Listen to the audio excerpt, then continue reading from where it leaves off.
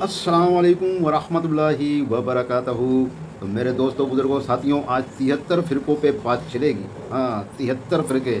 और आज मुझे तो भाई ऐसी बात पता चली है जो हर फ़िरक़े में बोली जाती है। वो क्या है कि अल्लाह के नबी ने फरमाया कि मेरी उम्मत के 73 फ़िरक़े होंगे और एक फ़िरक़ा जन्नत में जाएगा, बाकी सब के सब जहन्नुम में जाने वाले हैं भाई। तो भाई अब ये वाकई में सही बात है या गलत बात है, तो ये भाई आलिम आपको बताएंगे, जिनका नाम है इंजीनियर साहब। ठीक है भाई। तो भाई देखिए, ऐसा है, फ़िरक़ों के अंदर अगर कोई रह के अगर ये कहे ना फ़िरक़ों की बात करे, तो भाई उसकी बात और जो आदमी फ़िरक़ों के बाहर रह के और फ़िरक़ों की बात करे, भाई उन दोनों में बहुत ज़मीन आसमान का फ़र्क होता है। तो वो फ़र्क आप भी देखने वाले हैं। तो इंजीनियर साहब के मुँह से सुनिए और फिर उसके बाद आप किसी जो फ़िरक़े के अंदर जैसे हों लोग, देवबंदी में, बरेलवी में, अहले हदीस में, और भी बहुत सारे फ़िरक़े हैं, शियाओं के फ़िरक़े हैं, आप उन लोग आलिम से सुनिएगा, उनकी बात सुनिए और फिर इनकी बात सुनिए। ये किसी फ़िरक़े में नहीं है भाई। तो दोनों में बहुत फ़र्क दिखाई देगा आपको भाई। तो एक बार इनकी बात सुनिए, गौर करिए, फिर कोई फ़ैसला करिए और कमेंट के अंदर भाई मुझे भी बताइए, क्योंकि मुझे भी भाई सच्चाई जानने की बहुत चाहत है भाई। और सच बात पर यकीन करना भाई हमारा ईमान है भाई। हम इस्लाम वाले हैं भाई, इस्लाम वालों को सच्चाई पर अमल करना चाहिए। हाँ भाई, तो ठीक है भाई, शुरू करते हैं इनकी वीडियो।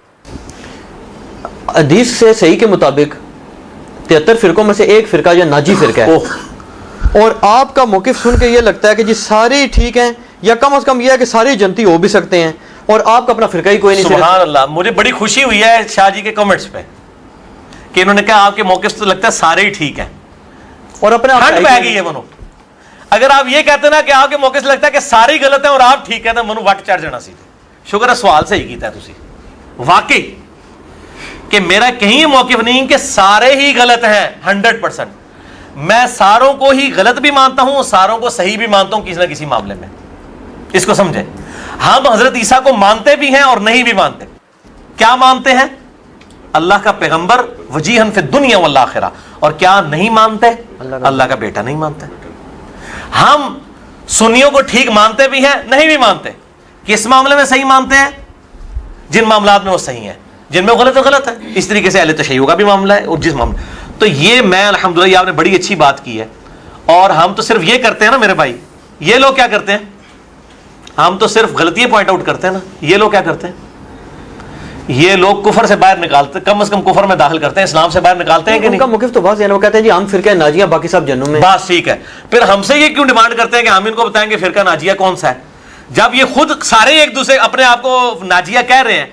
तो पहले ये मौलवी आपस में फैसला करें ना कि नाजिया कौन है। अहले सुन्नत अगर नाजिया है तो उनमें बरेलवी हैं, देवबंदी हैं, या अहले हदीस हैं।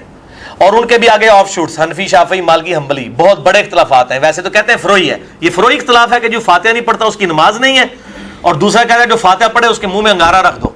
ये फ़रोई इख्तलाफ होता है। बहुत बड़े बड़े इख्तलाफात हैं, झूठ बोलते हैं, फ़रोई इख्तलाफात है। तो मौलवियों तुसी पहले आप फैसला करो कि केड़ा सही है केड़ा गलत है, सानू बाद विच लैके आइयो तुसी आप। हम किसको समझते हैं? हम ये कहते हैं मेरे भाइयों, हम उसी ग्रोह को सही समझते हैं। बुखारी और मुस्लिम की हदीस है, एक ग्रोह क़यामत तक हक पे कायम रहेगा। वो ग्रोह सबसे पहले तो सहाबा थे ना, उनसे स्टार्ट हुआ है ना। सहाबा अगर बरेलवी, देवबंदी, अहले हदीस, शिया थे तो हम वो हैं। अगर वो सिंपल मुसलमान थे तो हम मुसलमान हैं। अब इख्तलाफात जब पैदा हुए हैं, हम किताब और सुन्नत, इजमा को हुज्जत मानते हैं।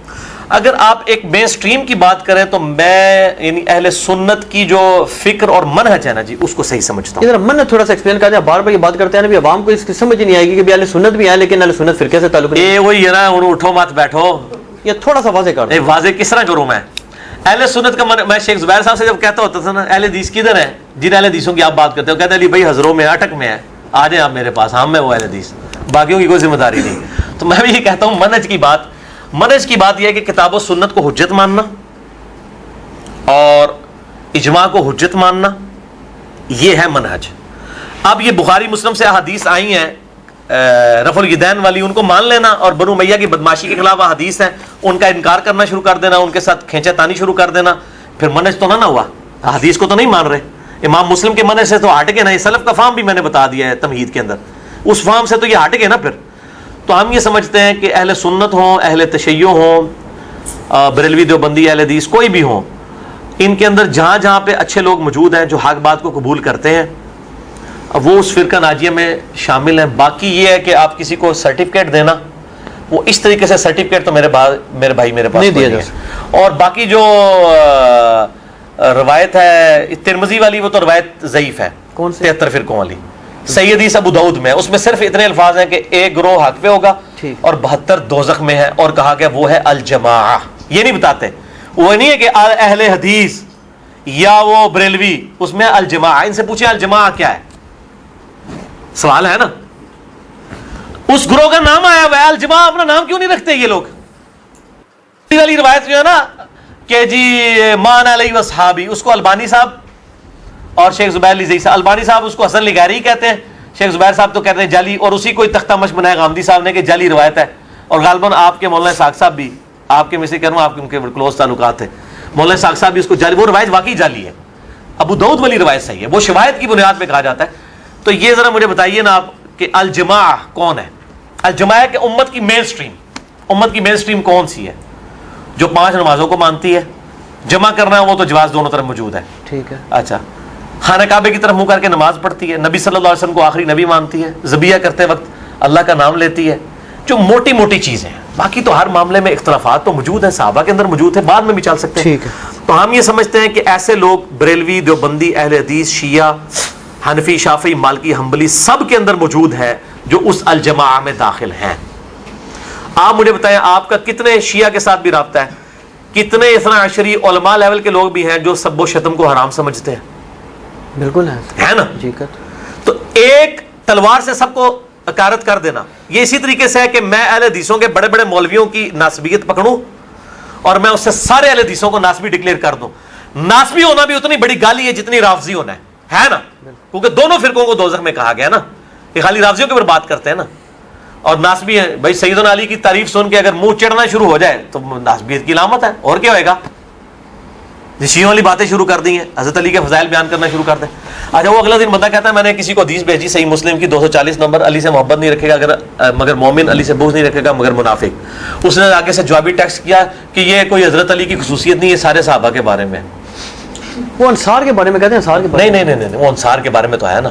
اس نے کہا حضرت ابو بکر، عمر، عثمان، علی سے بھی اگر بغض رکھے گا وہ بھی منافق ہے. یہ حدیث کے جواب میں خود حدیثیں کیوں بناتے ہیں؟ ابو بکر، عمر، عثمان کے ساتھ کوئی سنی بغض رکھتا ہے؟ جو غلطی میں حضرت عثمان کی بیان کرتے ہیں وہ بھی کہتے ہیں خلیفہ راشد ہے، کیونکہ ان کی اپنی ساری وہ دیوار گر جائے گی نا، کیونکہ خلافت راشدہ 30 سال، حضرت علی خلیفہ راشد اسی وقت ہوں گے جب عثمان کو بھی خلیفہ راشد مانا جائے رضی اللہ عنہم اجمعین وعلیہم السلام. اصل مسئلہ ہے ہی حضرت علی کا، اس لیے حدیث علی کے بارے میں ہونی چاہیے تھی. انصار کے بارے میں اس لیے میرے بھائی، انصار بھی تو ظلم کیے ہیں بنو امیہ نے. یہ جو اہل مدینہ جن کو لوٹا گیا وہ انصار کی اولاد تھے. انصار سارے حضرت علی کے ساتھی تھے.